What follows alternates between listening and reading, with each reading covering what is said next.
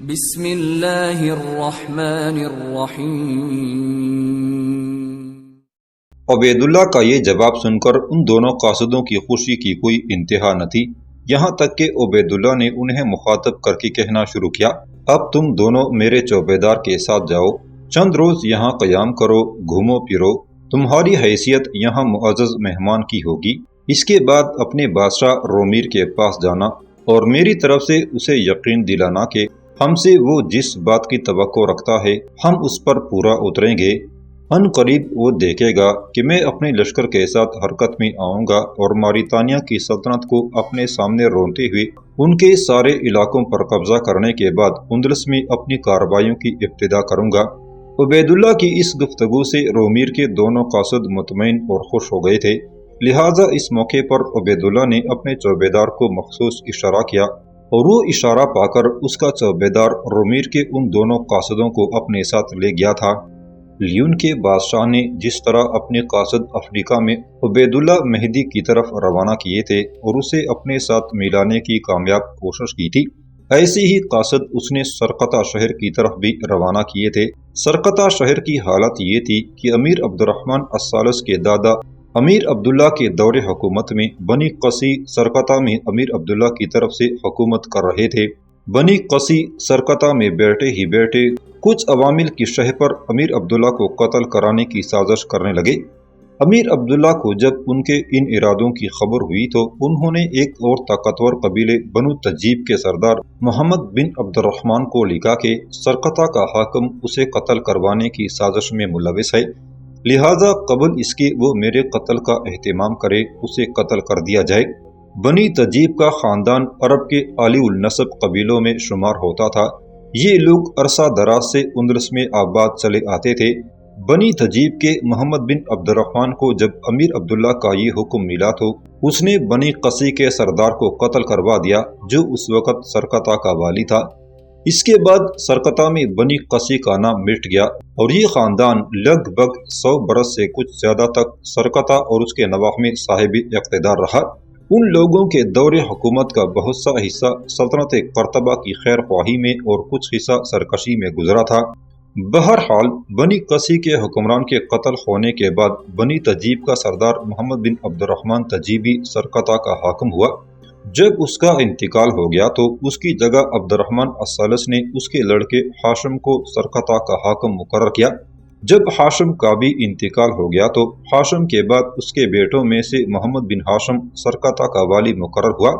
اس محمد بن ہاشم کے پاس لیون کے بادشاہ رومیر کے قاصد پہنچے تھے اور جو پیغام رومیر کے قاصدوں نے افریقہ میں عبید اللہ مہدی کو دیا تھا وہی پیغام محمد بن ہاشم کی طرف جانے والے قاصدوں نے بھی دیا، جس کے جواب میں محمد بن ہاشم بھی امیر عبد الرحمن الثالث کے خلاف رومیر کا ساتھ دینے کے لیے تیار ہو گیا تھا، تاہم اس نے یہ شرط رکھی کہ وہ بظاہر تو امیر عبد الرحمن الثالث کا وفادار اور جان نثار رہے گا، لیکن باطن میں وہ رومیر اور اس کی حمایتیوں کی ہر طرح کی مدد کرے گا۔ اس طرح رومیر سیاست سے کام لیتے ہوئے امیر عبد الرحمن الثالث کے خلاف اپنی حمایتیوں اور اپنے حلیفوں میں اضافہ کرنے لگا تھا۔ اب ایک ساتھ تو کئی قوتیں امیر عبد الرحمن الثالث کے خلاف متحد ہونے لگی تھیں، ان میں افریقہ کا عبید اللہ مہدی، سرقطہ کا محمد بن ہاشم، خود رومیر، جلیکیا کا بادشاہ شانجہ اور نبرہ کا بادشاہ شامل تھے۔ رومیر ایک روز اپنے قصر سے نکلا ہی تھا کہ سامنے کی طرف سے اس کی بیٹی قرسینہ اپنے گھوڑے کو دوڑاتی ہوئی آئی۔ وہ شاید کہیں گھڑ دوڑ کے لیے باہر گئی ہوئی تھی۔ اپنے باپ کے پاس وہ اپنے گھوڑے سے اتری اور اسے مخاطب کر کے کہنے لگی، آپ کہاں جا رہے ہیں؟ جواب میں رومیر مسکراتے ہوئے کہنے لگا، بیٹی تو فی الفور قصر میں جا اور اپنی کوچ کی تیاریوں کو آخری شکل دے۔ تمہاری لیے میرے پاس یہ بھی خوشخبری ہے کہ میں نے 3 بہترین تیغزنوں کا انتخاب کر لیا ہے۔ ان تینوں میں سے کسی ایک کو احمد بن یالا سے ٹکرایا جائے گا، اس لیے کہ یہ بات پایہ ثبوت کو پہنچ گئی ہے کہ دریائے آنا کے کنارے جس احمد بن یالا نے ہمارے لشکر کو نقصان پہنچایا تھا اسی کا سر تم کٹوانا چاہتی ہو۔ بیٹی فی الوقت میں مستقر کی طرف جا رہا ہوں اور لشکر کو تیار رہنے کا حکم دینے لگا ہوں، اس لیے کہ ہمارا لشکر کل یہاں سے تلیتلیہ شہر کی طرف کوچ کرے گا۔ جواب میں کچھ دیر تک قرسینہ نے عجیب سی انداز میں اپنے باپ رومیر کی طرف دیکھا، پھر کہنے لگی، اے میرے باپ، तलीतलिया शहर की तरफ क्या होने वाला है? जवाब में रोमीर मुस्कुराया और कहने लगा, मेरी बेटी, वहाँ बहुत कुछ होगा। वहाँ हम अब्दुर्रहमान अस्सालस से अपनी बतरीस की शिकस्त का इंतकाम भी लेंगे, इसलिए कि तलीतलिया शहर शुरू ही से अब्दुर्रहमान अस्सालस का बागी और सरकश चला आ रहा है। अब अब्दुर्रहमान अस्सालस के हौसले बढ़ चुके हैं और थोड़ी देर पहले मेरे तिलायागर और मखबर दो अहम खबरें लेकर आए हैं। पहली खबर ये कि जिस शख्स का तुम सर कटवाना चाहती हो वो अहमद बिन याला ही है, और दूसरी खबर ये है कि एक हफ्ते तक अब्दुर्रहमान अस्सालस तलीतलिया शहर की तरफ कूच करेगा, और मैं चाहता हूँ उसके वहाँ पहुँचने से पहले हम वहाँ पहुँचकर अपना पड़ाव कायम कर लें। जो ही अब्दुर्रहमान वहाँ पहुँचे हम उसे जंग की दावत दें। मेरी बेटी, पहले इनफिरादी मुकाबला कराया जाएगा। जिन 3 बेहतरीन तेगज़नों का मैंने इंतखाब किया है वहाँ उनका जायजा लिया जाएगा। जो सबसे उम्दा और अच्छा होगा उसे इनफिरादी मुकाबले के लिए उतारा जाएगा और वो अहमद बिन याला का नाम लेकर इनफिरादी मुकाबले की दावत देगा, और मुझे उम्मीद है कि उस इनफिरादी मुकाबले के नतीजे में हमारा वो तेगज़न अहमद बिन याला का सर काट कर रख देगा।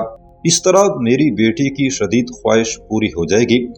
अपने बाप के इन अल्फाज पर करसीना ऐसी खुश हुई कि बाकर वो रोमीर से लिपट गई। फिर कहने लगी, बाबा, मैं इसी मौजू पर आपसे गुफ्तगू करना चाहती थी। अब आपने मेरे सारे गिले शिकवे दूर कर दिए हैं। क्या मैं उन 3 तेगज़नों से नहीं मिल सकती जिनका आपने इंतखाब किया है? इस पर रोमीर मुस्कुराते हुए कहने लगा, मेरी बेटी, वो इस वक्त मुस्तकर में हैं। अब तुम्हें फिक्रमंद होने की जरूरत नहीं है। तुम कसर में जाओ, अपनी तैयारियों को आखिरी शक्ल दो। उन 3 से अब मुलाकात रज़मगाह में ही होगी। इसके साथ ही करसीना की पीठ तपतपाती हुई रोमीर ने उसे अलहदा कर दिया। लिहाजा करसीना घोड़े पर सवार होकर कसर की तरफ चली गई थी, जबकि खुद रोमीर मुस्तकर का रुख कर रहा था। तलीतलिया बड़ा अजीब व गरीब शहर था। उस शहर के मुतल्लिक इब्न खल्दून लिखता है कि अहले तलीतलिया के दिमागों में खुदसरी समाई हुई थी। हुकूमत अपने हाथ में रखना चाहते थे। करतबा से जो हाकिम भी मुकर्रर होकर आता उसके खिलाफ हंगामे शुरू कर देते। इब्न खल्दून का ये भी कहना है कि जब से तलीतलिया मुसलमानों के हाथों फतह हुआ उस वक्त से लेकर अब्दुर्रहमान अस्सालस के ज़माने तक तकरीबन 256 बरस का अरसा बनता है, और इस मुद्दत में तलीतलिया के लोगों ने लगभग 10-12 मरतबा मरकज़ के खिलाफ बगावतें बर्पा की। इस शहर में बागी लोगों की बहुतात थी, लेकिन मौरखीन लिखते हैं कि इस शहर में बड़े अच्छे और आला पाए के लोग भी पैदा हुए। बहुत से मुआज़्ज़ज़ ईसाई ख़ानदान मुसलमान होकर तलीतलिया शहर में बसते थे, और वो दिल से अमीर करतबा के वफादार और जानिसार थे।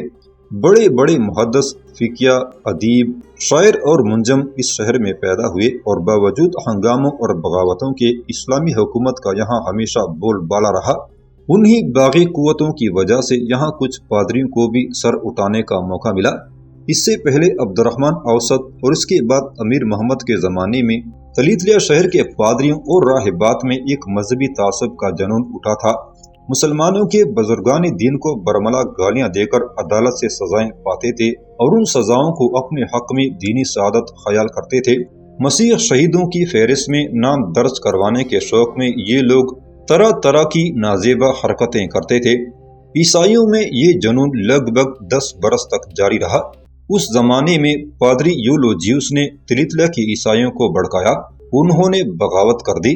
चुनाचे अमीर अब्दुर्रहमान के आबाओ अजदाद में से अमीर अहमद ने लश्कर रवाना किए। नसरानियों की एक बड़ी जमीयत जिस वक्त एक पुल से गुजरने लगी तो पुल तोड़ दिया गया और बहुत से लोग दरिया में गर्क होकर हलाक हो गए। इस तरह उस वक्त बागियों का वो फितना सर्द हो गया और अब अमीर अब्दुर्रहमान अस्सालस के दौर में फिर तलीतलिया की वही हालत हो गई थी। अमीर अब्दुर्रहमान क्योंकि अब छोटी बड़ी हर बगावत को कुचल चुका था, बाकी तलीतलिया शहर रह गया था और उसे बागी और सरकश की हैसियत से किसी भी सूरत बर्दाश्त करने के लिए तैयार न था। तलीतलिया के लोगों को राह रास्त पर लाने के लिए अमीर अब्दुर्रहमान ने पहले बड़ी नरमी से काम लिया। उसने कुछ उलमा और हुक्मा का एक वफद अहले तलीतलिया की तरफ रवाना किया और उन्हें पैगाम दिया कि वो बगावत तर करके हिकमत इस्लामी के मुती हो जाएं। जब शहर वालों ने उन बुजुर्गों की नसीहत को भी न माना, तब अमीर अब्दुर्रहमान अपने लश्कर को लेकर निकला। تلیتلیہ کا اس نے رخ کیا۔ اپنے لشکر کے ساتھ امیر عبد الرحمن سب سے پہلے تلیتلیہ شہر کے نواح میں دریائے الگوندر کے کنارے ایک مضبوط اور مستحکم قلعے کے قریب پہنچا جس کا نام مورا تھا۔ مورا کا حاکم امیر عبد الرحمن کی خدمت میں حاضر ہوا اور اطاعت قبول کر لی۔ مورا میں امیر نے اپنا کچھ سامان رکھا، وہاں اپنا ایک حاکم بھی مقرر کیا۔ اس کے بعد اپنا لشکر لے کر وہ آگے بڑھا۔ اس کے وہاں پہنچنے سے پہلے ہی لیون کا بادشاہ رومیر اپنے لشکر کے ساتھ وہاں پہنچ کر پڑاؤ کر چکا تھا۔ عبد الرحمن الثالث نے عین اس کے لشکر کے سامنے اپنے لشکر کا پڑاؤ کر لیا تھا۔ جس وقت رومیر تلیتلیہ میں تھا تو اس کی غیر موجودگی میں لیون میں بھی ایک بغاوت اٹھ کھڑی ہوئی۔ اس کے بڑے بھائی افونش نے تخت و تاج سے دستبرداری اختیار کر کے رہبانیت اختیار کر لی تھی، لیکن رومیر کی غیر موجودگی میں افونش کے چچا زاد بھائی کچھ امراء کا وفد لے کر اس خانقاہ میں پہنچے۔ افونش سے ملاقات کے دوران افونش کے ایک چچا زاد بھائی نے گفتگو کا آغاز کرتے ہوئے افونش سے کہا، افونش، تم نے تخت و تاج سے دستبردار ہو کر انتہا درجے کی غلطی کی ہے۔ اس طرح تمہارے اپنے بیٹے اور بیٹی انجلینا در بدر کی ٹھوکریں کھانے پر مجبور ہو جائیں گے، اور رومیر اور اس کی اولاد آنے والے دور میں حکمران خاندان کی حیثیت سے عیش کی زندگی بسر کرتے رہیں گے۔ رہبانیت کی زندگی اختیار کر کے تم نے نہ صرف یہ کہ اپنی رعایا سے دھوکہ کیا ہے بلکہ تم نے اپنی اولاد کے ساتھ بھی ظلم و ستم کیا ہے۔ افونش، تمہارے بعد تمہارے بیٹے کو لیون کی سلطنت کا بادشاہ ہونا چاہیے تھا، لیکن تم نے اپنے غلط اقدام کی وجہ سے بادشاہت ایک طرح سے اپنے خاندان سے نکال کر اپنے بھائی کے خاندان میں منتقل کر دی ہے۔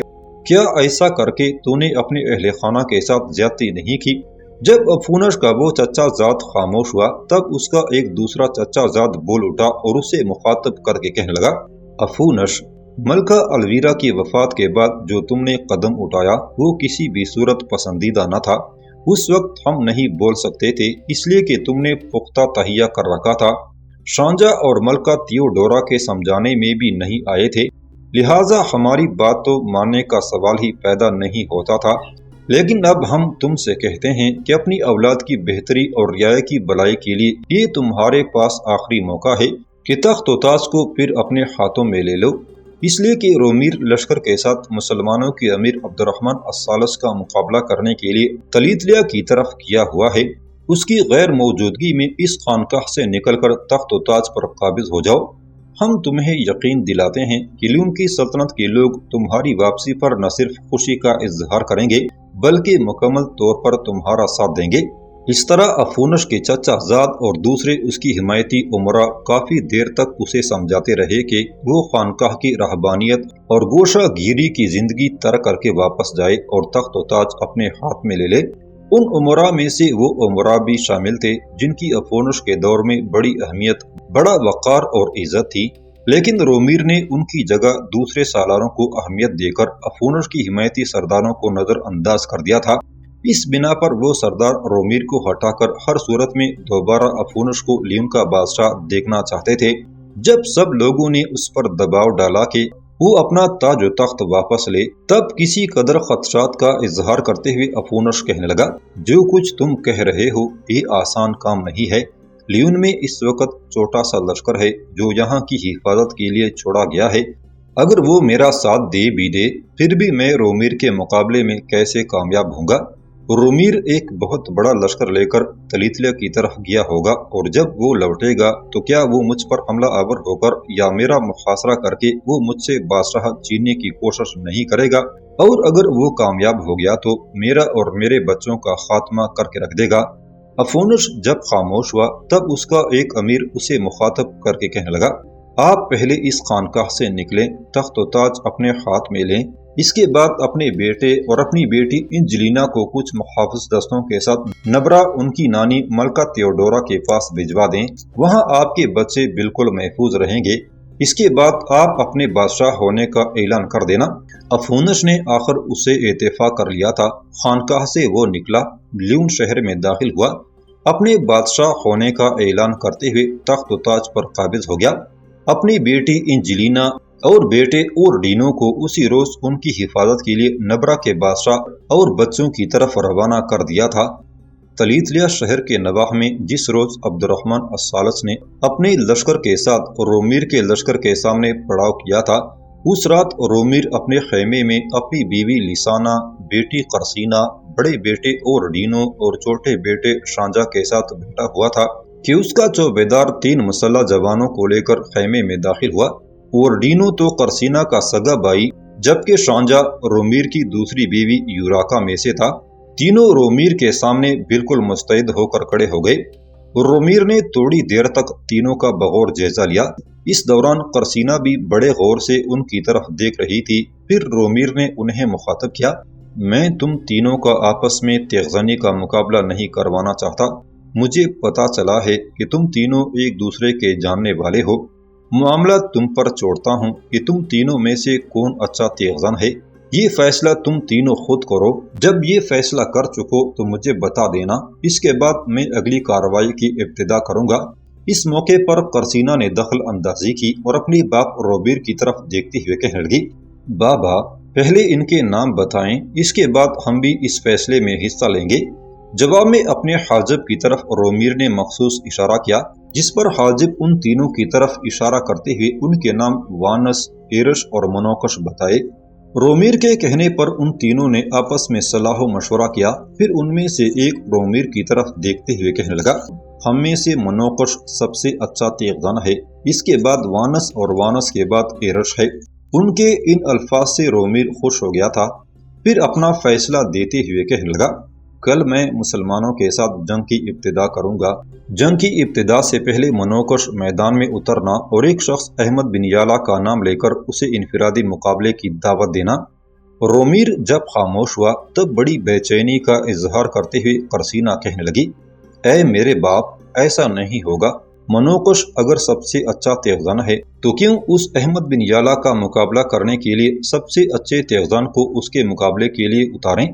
ترتیب کے لحاظ سے ایرش تیسرے نمبر پر ہے۔ ہم پہلے ایرش کو ہی انفرادی مقابلے کے لیے اتاریں گے تاکہ ہمارے ذہن میں بھی یہ بات رہے کہ ہم اسے کوئی اچھا تیغزن نہیں سمجھتے اور ہمارا تیسرے درجے کا تیغزن ایرش اسے اپنے سامنے زیر کر سکتا ہے۔ قرسینہ اس بار ایرش کو مخاطب کر کے کہنے لگی، میں نہیں جانتی میرے باپ نے اس مقابلے کو جیتنے والے کے لیے کیا انعام مقرر کر رکھا ہے اور وہ مقابلہ جیتنے والے کو کیسے نوازے گا، لیکن ایرش ایک بات اپنے ذہن میں رکھنا، کل انفرادی مقابلے کے دوران اگر تم نے مسلمانوں کے سالار احمد بن یالا کو شکست دے کر اس کا سر کاٹ دیا تو میں انعام میں تمہیں اتنی بھاری رقم دوں گی جس کے متعلق تم سوچ بھی نہیں سکتے۔ اس کے علاوہ میرے باپ کی طرف سے تمہیں جو انعام ملے گا وہ علیحدہ ہوگا۔ قرسینہ کے ان الفاظ پر ایرش خوش ہو گیا تھا۔ پھر فیصلہ کن انداز میں رومیر اپنے حاجب کو مخاطب کر کے کہنے لگا، اب تم چاروں جا کر آرام کرو، اس لیے کہ اگلے روز صبح ہی صبح ہم نے عبد الرحمن کے خلاف جنگ کی ابتدا کرنی ہے۔ اس کے ساتھ ہی رومیر کا حاجب ان تینوں کو لے کر وہاں سے چلا گیا تھا۔ اگلے روز دونوں لشکر ایک دوسرے کے سامنے صف آرا ہوئے تھے۔ دراصل لیون کا بادشاہ رومیر عبد الرحمن کے ساتھ قوت آزمائی کرنا چاہتا تھا۔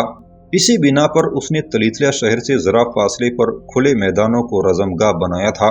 شاید وہ اکیلا ہی عبد الرحمن کی قوت کو آزماتے ہوئے اپنی گزشتہ شکست اور ہزیمت کا انتقام لینے پر تل گیا تھا۔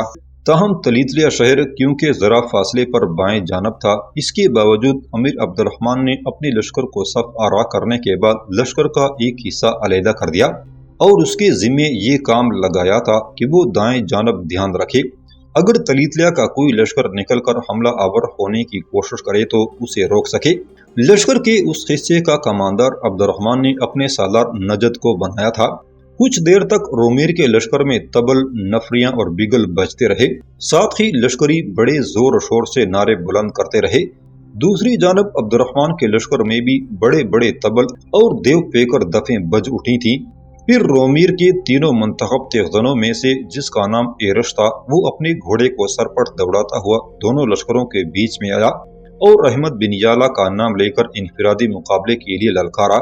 اس وقت عبد الرحمن کے پاس اس کے سارے سالار کھڑے تھے، کچھ دائیں بائیں مستعد بھی تھے۔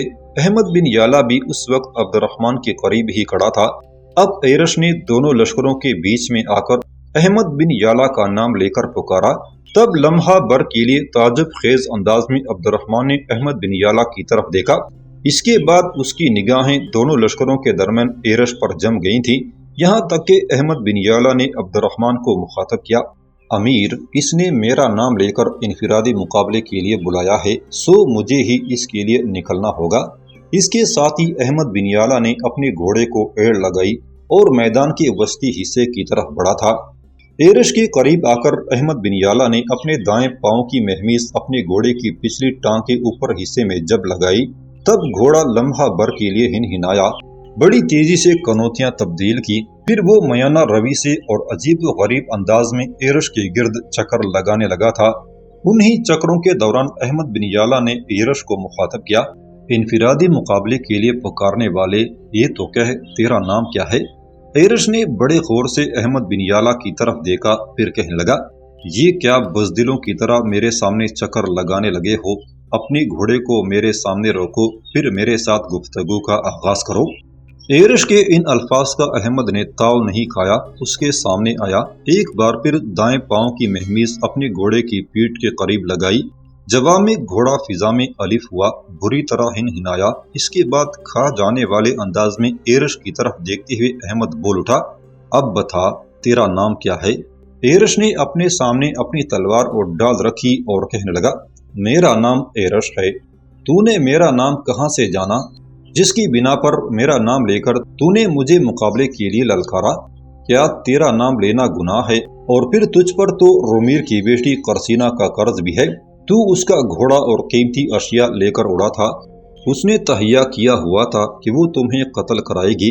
उसने अब मेरा इंतखाब किया है ताकि मैं उसकी रजामंदी और उसकी खुशनुदी के लिए तेरे साथ इनफिरादी मुकाबला करूं और तेरा सर काट कर उसके सामने पेश करूं, इसलिए कि रोमीर की बेटी करसीना तेरा सर मांगती है।